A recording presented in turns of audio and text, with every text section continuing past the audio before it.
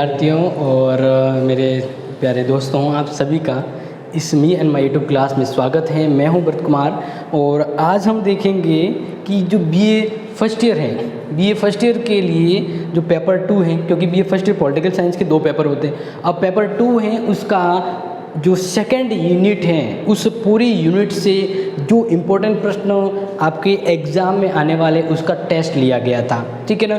और वो टेस्ट हूबहू उसी पैटर्न पे रखा गया था जैसे कॉलेज के एग्ज़ाम का पेपर आता है। कॉलेज के एग्ज़ाम पे पेपर में सबसे पहले अति लघुरात्मक प्रश्न आते हैं, फिर लघुरात्मक और निम्नात्मक। अति लघुरात्मक जो प्रश्न होते हैं, ध्यान रखिएगा, 3 टाइप के आते हैं। जो अति लघुरात्मक प्रश्न हैं, ठीक है ना, वो आते हैं छोटे प्रश्न। उसमें आपको क्या करना है कि 2 से 3 लाइन में लिखना होता है, ठीक है। फिर दूसरे जो आते हैं वो आते हैं लघुत्तरात्मक प्रश्न। इसको आपको 7 से 8 लाइन बस सफिशिएंट होता है, उसमें लिखना होता है। फिर आता है तीसरे नंबर पर निम्नात्मक प्रश्न, ठीक है ना, बड़े वाले, जिसको आप 2 से 2.5 पेज के अंदर आपको लिखना होता है। इस तरह से ये तो हो गई लाइन, ठीक है, और ये हो गए पेज। अब ध्यान रखिएगा, इस तरह के प्रश्न आते हैं सेक्शन ए, सेक्शन बी और सेक्शन सी में। तो इसी पैटर्न पे आपका ये जो टेस्ट हुआ है और हर यूनिट से प्रश्न आते हैं। तो इस यूनिट से जो इम्पोर्टेंट प्रश्न बनते हैं, टोटल 7 प्रश्न हैं जिसको हम यहाँ पे सॉल्यूशन देखेंगे। आज जो टेस्ट लिया गया उसमें काफ़ी चीज़ें कमी पाई गई स्टूडेंट में, तो मैं इस टेस्ट सॉल्यूशन में आपको पैटर्न के साथ अब ये बता रहा हूँ कि टोटल 15 नंबर का जैसे मैंने टेस्ट लिया है, या फिर आपका जो पेपर आता है कि 100 नंबर का, तो पूरे नंबर लाने की कोशिश कैसे करें, कैसे लिखें कि नंबर पूरे आ जाए, ठीक है। तो इसी को लेकर हम यहाँ पे लिखेंगे। और आप ध्यान रखिएगा, ये पेपर ये जो सॉल्यूशन है वो बहुत इंपॉर्टेंट है, क्योंकि जो स्टूडेंट हैं वो नहीं आ पाते तो ये सॉल्यूशन कर देखना है, ताकि बिना आए या हम कहें कि क्लास नहीं भी लिए लेकिन उनको ये जो टॉपिक है या हम कहें यूनिट है वो कवर करने में आसानी रहेगी। तो इस सेकेंड यूनिट से हम बात करें, ये सेकेंड यूनिट है, ठीक है ना, सेकेंड यूनिट है। और सेकेंड यूनिट से क्या इंपॉर्टेंट प्रश्न है, तो पहला है कि पीएम और मंत्री परिषद की नियुक्ति कौन से अनुच्छेद के तहत होती है और किसके द्वारा होती है, ठीक है, ये इंपॉर्टेंट प्रश्न है। तो अब ध्यान रखिएगा, इसका जो आंसर है वो आपको लिखना है, क्योंकि 3 से 4 शब्द लिमिट होती है, इससे ज़्यादा मत जाइए, लेकिन छोटे प्रश्न तो और आराम से इजी से हो जाएगा। तो सबसे पहले ध्यान रखना कि भारतीय संविधान का अनुच्छेद 75 के तहत राष्ट्रपति प्रधानमंत्री की नियुक्ति करता है और प्रधानमंत्री की सलाह पर मंत्रिपरिषद की नियुक्ति भी राष्ट्रपति करता है 75 के द्वारा। और कौन नियुक्त करता है? राष्ट्रपति नियुक्त करता है। पहला उत्तर करेक्ट हो गया। दूसरा देखिए, दूसरे में आपको प्रश्न पूछ रहा है कि आपातकालीन राष्ट्रपति की आपातकालीन शक्तियों से संबंधित अनुच्छेद कौन कौन से हैं। वैसे राष्ट्रपति की जो आपातकालीन शक्तियाँ हैं उससे संबंधित अगर हम अनुच्छेद की बात करें तो टोटल 352 से लेकर 60 तक, यानी 360, इसके अंतर्गत राष्ट्रीय मतलब आपातकाल के बारे में व्यवस्था की गई है। और इसमें भी जो राष्ट्रपति के पास 3 पावर होते हैं, अनुच्छेद 352, अनुच्छेद 356 और अनुच्छेद 360, ये मोस्ट पावरफुल होते हैं। लेकिन आपातकाल से संबंधित पूरे जो प्रबंध होते हैं अनुच्छेद वो 352 से 60 तक है। ये इसका प्रश्न क्लियर है, आराम से लिखना है, कोई दिक्कत नहीं होनी चाहिए। फिर अति लघुरात्मक का लास्ट प्रश्न कि राष्ट्रपति एक पीएम पद की योग्यता बताइए, यानी राष्ट्रपति और पीएम पद पे कोई व्यक्ति बनता है तो इसकी क्या योग्यता है। तो देखिए, हम यहाँ पे आपको इस क्वेश्चन का सॉल्यूशन बता रहे हैं, तो ध्यान रखिएगा। सबसे पहला होता है, जैसे हम बात करें राष्ट्रपति की, ठीक है ना, कि राष्ट्रपति बनना है तो उसके लिए क्या एलिजिबिलिटी होनी चाहिए, कौन व्यक्ति राष्ट्रपति बन सकता है। तो सबसे पहला तो वो है कि वो भारत का नागरिक होना चाहिए। क्या होना चाहिए? नागरिक। किसका? भारत का नागरिक, ठीक है। दूसरी कंडीशन कि उसकी जो न्यूनतम आयु, सबसे इम्पोर्टेंट यही है, न्यूनतम आयु है वो कम से कम 35 वर्ष होनी चाहिए। इसके अलावा वह किसी लाभ पद पर न हो, किसी भी लाभ के पद पर न हो, लाभ पद पर नहीं हो। चौथा, वह लोकसभा का मेंबर बनने योग्य हो, लोकसभा का सदस्य बनने योग्य हो। ठीक है। अब इसके अंदर बहुत सी चीज़ें आ जाती है, जैसे वह पागल, दिवालिया या बैंक करप्ट नहीं होना चाहिए, ठीक है ना। इसके ऊपर कोई केस वगैरह ऐसा है जिसको राष्ट्रपति बनने आपत्ति करे तो ऐसे व्यक्ति को नहीं लाया जाए, यानी अपराधी नहीं होना चाहिए। तो ये राष्ट्रपति हो गई। अब प्रधानमंत्री की क्या होती है, जो पीएम होता है उसके लिए ये भी होता है, ये भी होता है, अब ये भी होता है। अब इसमें ध्यान रखिए कि जो भी प्रधानमंत्री बनता है उनकी जो न्यूनतम जो आयु होती है, यानी वो होती है 25 वर्ष। कोई भी व्यक्ति जो 25 वर्ष का है वो प्रधानमंत्री का चुनाव लड़ सकता है। अब प्रधानमंत्री वही बनेगा जिसे पार्टी में बहुमत प्राप्त हो, ठीक है ना। तो यहाँ पे ध्यान रखिएगा, लोकसभा में बहुमत पार्टी के व्यक्ति को पीएम बनाया जाता है। तो इसलिए प्रधानमंत्री बनने के लिए ये भी ज़रूरी है कि आप अपनी पार्टी से जीत गए हो और इसके बाद आप बन सकते हैं पीएम के लिए। इसके लिए ये भी बात कही गई कि बाकी ये भी बात है तो मैंने बता दी, एक ये अलग बात होती है वो ये होती है। इस तरह से छोटे प्रश्न तो हो गए आपके, ठीक है ना। और आपने इसको नोट भी कर लिया होगा क्योंकि समझना नहीं है, लिखना भी है। आपको पूरे नंबर लाना है तो कैसे लाना है वही मैं आपको बता रहा हूँ कि लाइव सॉल्यूशन जैसे समझ लिया, अब इसका पूरा नंबर लाने का तरीका है वो मैं आपको बता रहा हूँ।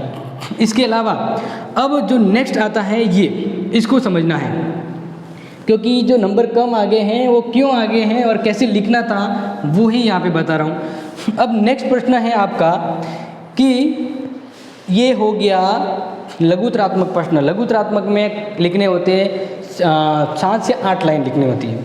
तो इसके अंदर आप ऐसे भी कर सकते हैं, एक तरफ मंत्रिपरिषद लिख दीजिए, एक तरफ मंत्रिमंडल, कि इसमें अंतर क्या है। तो ध्यान रखना, मंत्रिपरिषद के अंतर्गत आप ध्यान रखेंगे कि कुल सदस्य संख्या किसकी, लोकसभा के जो मेंबर होते हैं उसकी कुल सदस्य संख्या का 15% मंत्रिपरिषद में होते हैं। क्लियर है। इसके अलावा फिर लिखेंगे कि इसके अंदर मंत्रिपरिषद के अंदर सबसे पहले एक तो होते हैं कैबिनेट मंत्री। क्या होते हैं, कैबिनेट मंत्री।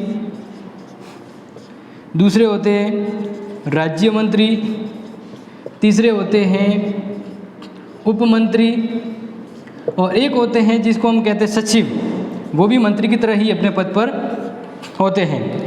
ठीक है। अब फिर ये बताना है कि जो कैबिनेट मंत्री होते हैं वे स्वतंत्र विभाग के मंत्री होते हैं, यानी वे सर्वोच्च मंत्री कहे जाते हैं। इसके अलावा बाकी मंत्री है वो उसके अंतर्गत काम करते हैं। ठीक है, ये हो गया मंत्रिपरिषद। अब फिर लिखना है कि मंत्रिमंडल के बारे में बताइए। तो मंत्रिमंडल में सिर्फ एक ही टाइप के मंत्री होते हैं और वो होते हैं कैबिनेट मंत्री। क्या होते हैं, कैबिनेट मंत्री होते हैं। ठीक है ना। और ये स्वतंत्र विभाग उनके पास होता है, स्वतंत्र प्रभार होता है। अब यानी इसके ही एक मंत्री को हम यहाँ पे काउंट करते हैं क्योंकि वही कैबिनेट मंत्री होता है। तो अगर आकार में बात करें कि भाई संख्या में कौन सा बड़ा होता है, तो मंत्री परिषद संख्या में बड़ी होती है, लेकिन अगर पावर की बात करें तो कैबिनेट यानी मंत्रिमंडल है वो पावरफुल होता है। इस तरह से आप जो मैंने बताया है वो बातें अगर आप लिखते हैं तो आपके 7 से 8 लाइन यानी पूरा नंबर आ जाएगा। समझ में आ गया। अब इसी तरफ से हम बढ़ते हैं आगे मोस्ट इम्पोर्टेंट क्वेश्चंस की ओर जो आपको करना था, और इस तरह से लिखेंगे। और ध्यान रखिए अगर कोई बड़ा प्रश्न आता है तो आप उसको पॉइंट से करेंगे। कैसे करेंगे, पॉइंट, क्योंकि पॉलिटिकल में यही इंपॉर्टेंट होता है। अगर कोई प्रश्न आ गया तो इसको अगर पॉइंट टू पॉइंट लिखते हैं तो वो नंबर पूरे आने के चांस होते हैं। ठीक है। तो अभी भी लघुतरात्मक का एक प्रश्न बाकी है, ध्यान रखिएगा। प्रश्न नंबर 5, क्वेश्चन नंबर 5 है राष्ट्रपति की शक्तियों को संक्षिप्त में समझाइए। प्रश्न आया है,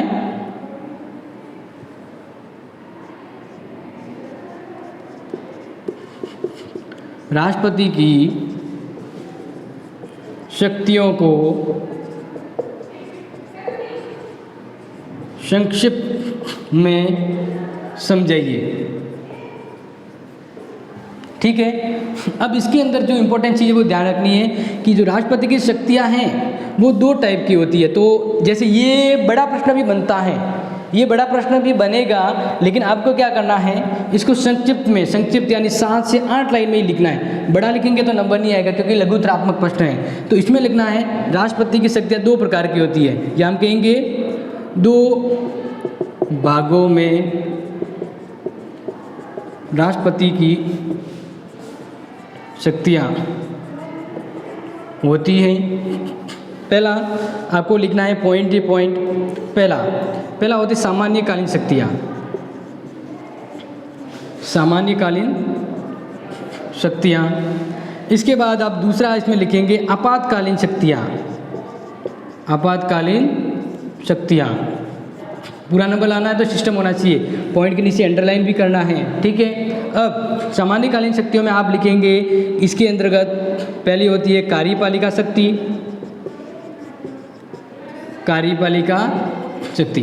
अब ये देखो आपातकालीन सामान्यकालीन होती क्या है, क्योंकि राष्ट्रपति जब राज करता है यानी शासन चलाता है तो देश में जब कोई आपातकाल नहीं हो, युद्ध लड़ाई झगड़ा कुछ नहीं हो, तो उस समय की व्यवस्था को सामान्यकालीन कहते हैं। जब इमरजेंसी बाहरी आक्रमण वगैरह हो तो आपातकालीन होती है। तो कार्यपालिका शक्ति में लिखेंगे कि जो राष्ट्रपति होता है महत्वपूर्ण अधिकारियों की नियुक्ति करता है, महत्वपूर्ण अधिकारियों की नियुक्ति करता है और उनके विभागों के बारे में देख रेख करता है, इनके यहाँ नियम बनाता है, वो इसमें लिखेंगे। क्योंकि बड़ा नहीं लिखना इसलिए इसको शॉर्ट में रखेंगे। एक लाइन जो बता दी वो आप लिखेंगे। दूसरा लिखना है विधायी शक्ति। क्या लिखेंगे? विधायी शक्ति।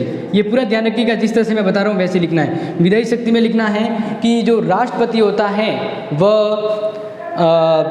संयुक्त अधिवेशन को बुलाता है और जब भी नया अधिवेशन, जब भी नई लोकसभा आती है तो उसमें एक भाषण देता है। इसके अलावा नेक्स्ट ध्यान रखें कि विधायी शक्तियों के अंतर्गत ये भी लिखना है कि राष्ट्रपति है वो लोकसभा में 2 और राज्यसभा में 12 सदस्य मनोनीत करता है। ये आगे इसके अंतर्गत, ठीक है ना। जो बता रहा हूँ वो लिखिएगा, पूरा नंबर कैसे लाना है उसके लिए। फिर आ जाती है वित्तीय शक्ति। क्या आएगी? वित्तीय शक्ति। और आप अध्यादेश की बात करें तो अध्यादेश आप इसके अंतर्गत लिख सकते हैं। वित्तीय शक्ति में लिखेंगे कि अगर कोई भी वित्त विधेयक है, क्या है? वित्त विधेयक। अगर वित्त विधेयक लोकसभा में आएगा तो सबसे पहले वो राष्ट्रपति की परमिशन के बाद आएगा। कौन सा विधेयक? वित्त विधेयक। जो वित्त विधेयक होता है वो राष्ट्रपति की सलाह के बाद वित्त विधेयक यानी वित्तीय फाइनेंशियल पावर इसके नियंत्रण में होता है। उसके अलावा अगर राज्य के अंतर्गत किसी के अनुदान मांग है या ऐसे कोई है तो वित्त संबंधी सलाह जो है प्रभाव जो भी है वह राष्ट्रपति से सलाह के बाद लिया जाएगा। या वित्त या हम कहें बजट वगैरह हैं तो वो इसकी अनुशंसा राष्ट्रपति किए बगैर लोकसभा में नहीं पेश की जाती है। ये इसके अंदर आ गया। इसके अंदर और भी आएगा न्यायिक शक्ति। राष्ट्रपति के पास अर्ध न्यायिक शक्ति होती है कि वह किसी भी सजा प्राप्त व्यक्ति को माफ़ कर सकता है, उसकी सज़ा कम या ज़्यादा कर सकता है। समझ में आ रहा है ना? इस तरह से बड़ा नहीं है, बड़ा हो जाए इसलिए इतना ही लिखना है इसमें। फिर आपातकालीन शक्तियों में देश में जो इमरजेंसी हो तो भारतीय संविधान के भाग 18 के अंदर आपातकालीन शक्तियों का वर्णन किया गया है। इसके अंतर्गत लिखना है कि जब राष्ट्रीय आपातकाल हो, राष्ट्रीय आपातकाल यानी अनुच्छेद 352, जब देश में बाहरी आक्रमण हो, क्या हो? बाहरी आक्रमण हो या शस्त्र विद्रोह हो, क्या हो? शस्त्र विद्रोह या युद्ध हो, उस समय राष्ट्रपति अनुच्छेद 352 की धारा का यूज करता है। इसके द्वारा जिस भी एरिया में ये धारा लगाई जाएगी वहाँ की जो सरकार जो है राज्य सरकार या तो कुछ समय के लिए विलंब हो जाएगी या समाप्त हो जाएगी और पूरा नियंत्रण केंद्र सरकार के राष्ट्रपति के अंतर्गत आएगा। तो इस तरह की व्यवस्था अब तक 3 बार हुई है। कितनी बार हुई है राष्ट्रीय आपातकाल? 3 बार। चीन के युद्ध के समय 1952, 71 में पाकिस्तान का और बांग्लादेश का जन्म हुआ और 75 में अंतर्व्यवस्था के कारण 3 बार। फिर आ जाती है राष्ट्रपति शासन। राष्ट्रपति शासन या जिसको हम ये भी कहते हैं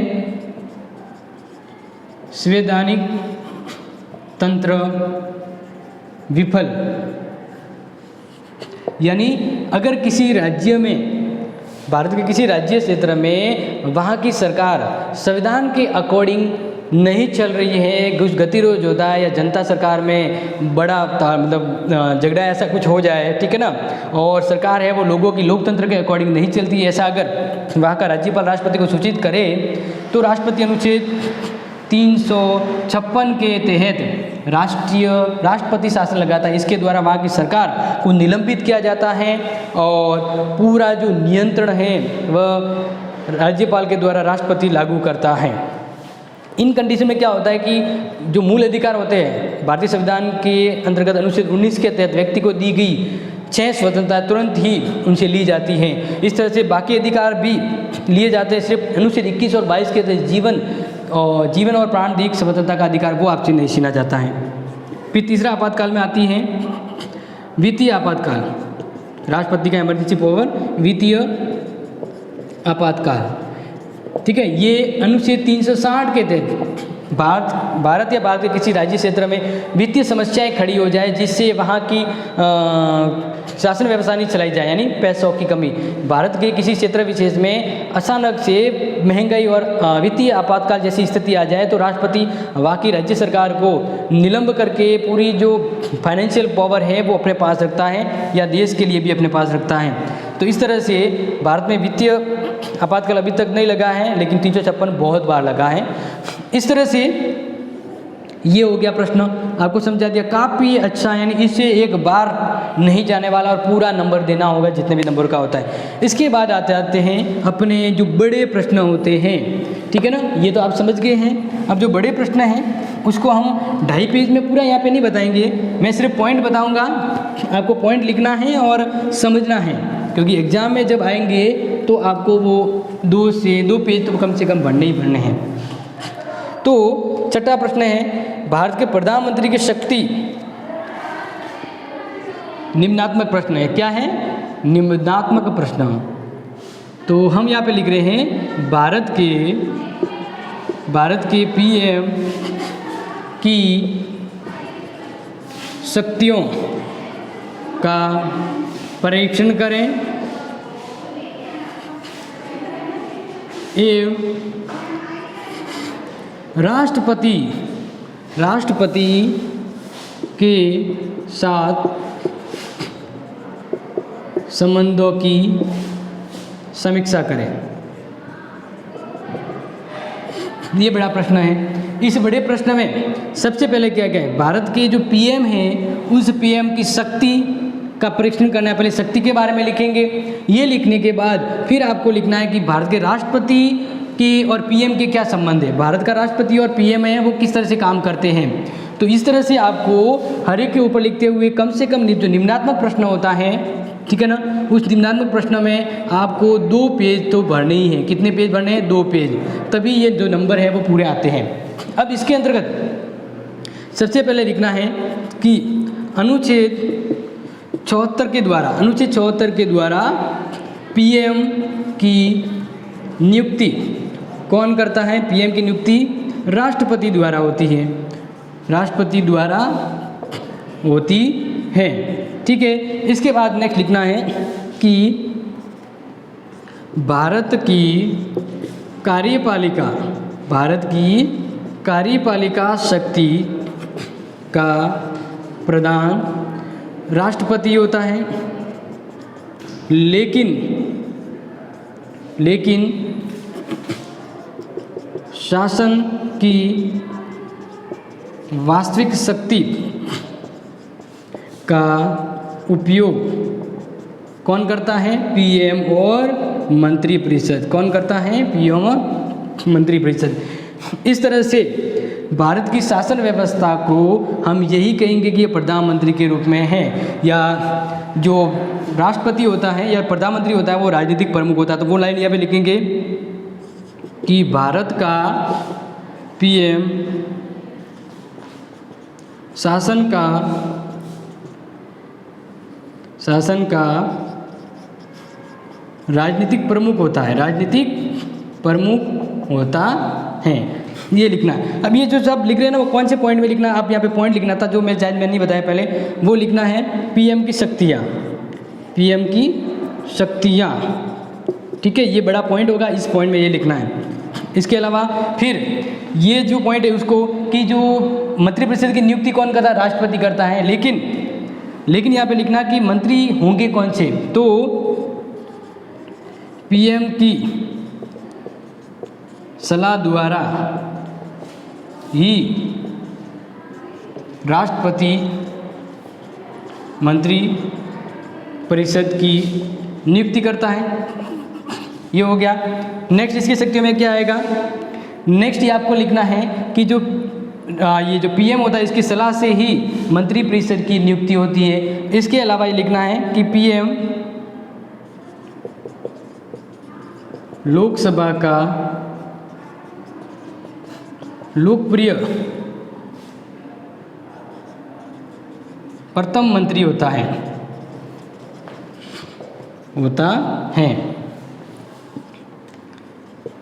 फिर लिखना है कि मंत्री परिषद में मंत्रियों के मध्य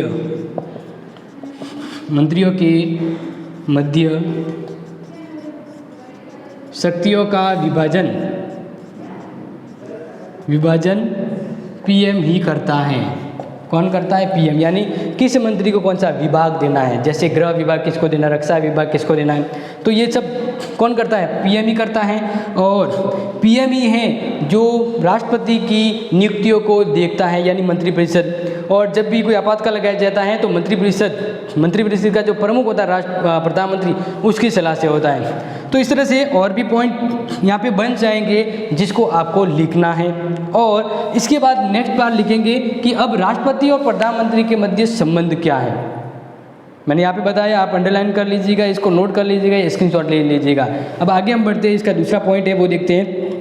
ये नोट कर लिया? ओके, आगे देखिए। अब जो इम्पोर्टेंट चीज़ है उस चीज़ को हम यहाँ पे मेंशन करेंगे। दूसरा यहाँ पे चीज़ें हैं कि राष्ट्रपति और पीएम के मध्य संबंध।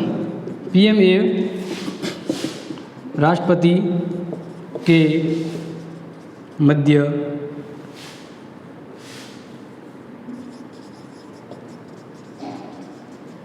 संबंधों की समीक्षा, या हम कहेंगे संबंधों को समझाइए, या क्या लिखा है? संबंधों की समीक्षा। ओके, समीक्षा ही लिख देते हैं। तो इसके अंदर लिखना है सबसे पहले कि अनुच्छेद, भारतीय संविधान का अनुच्छेद 78 के तहत पीएम के 3 कर्तव्यों का वर्णन किया है। 3 कर्तव्यों का वर्णन किया गया है। ठीक है। पहला 3 कर्तव्य जो प्रधानमंत्री और राष्ट्रपति के मध्य होने चाहिए। पहला तो ये है कि पीएम भारत के शासन व्यवस्था की सूचना किसको देगा? राष्ट्रपति को देगा। दूसरा जो मंत्रिपरिषद होती है, क्या होती है? मंत्रिपरिषद।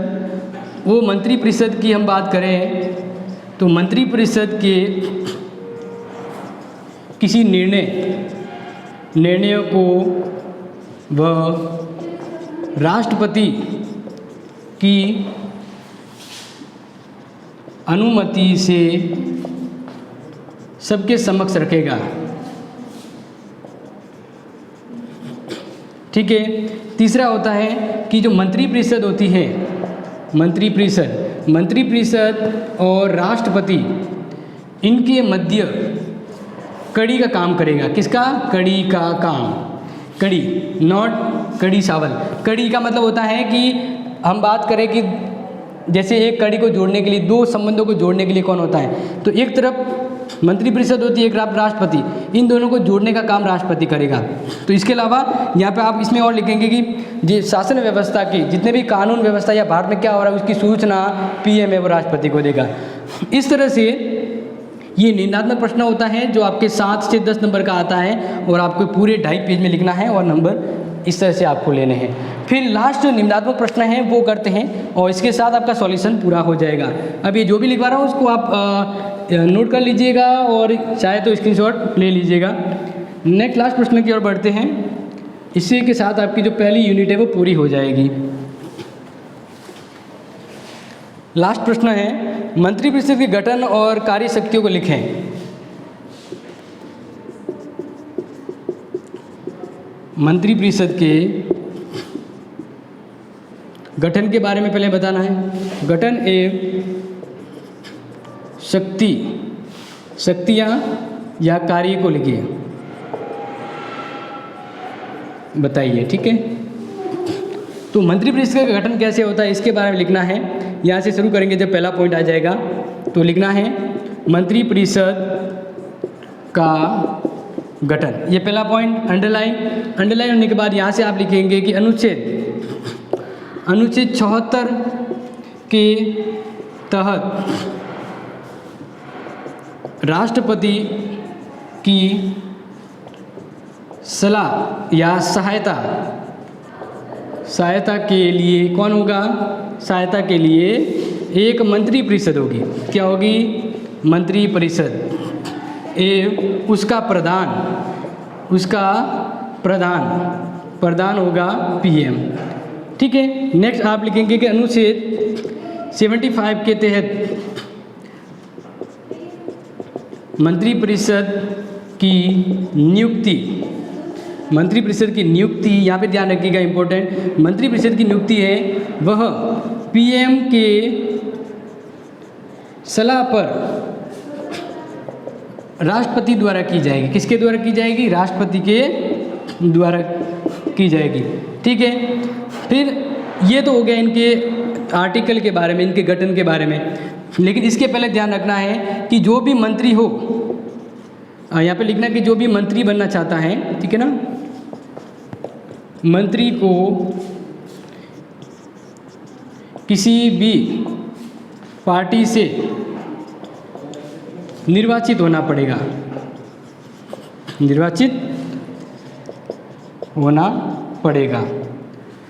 ये तो होगी इनकी नियुक्ति के बारे में। ठीक है ना, अब इसके बाद कहा गया है कि इनकी शक्तियों के बारे में बताइए। क्या बताना है? शक्तियों के बारे में। तो शक्तियों के बारे में बताने के बाद आपका जो पॉइंट होता है वो क्लियर हो जाता है।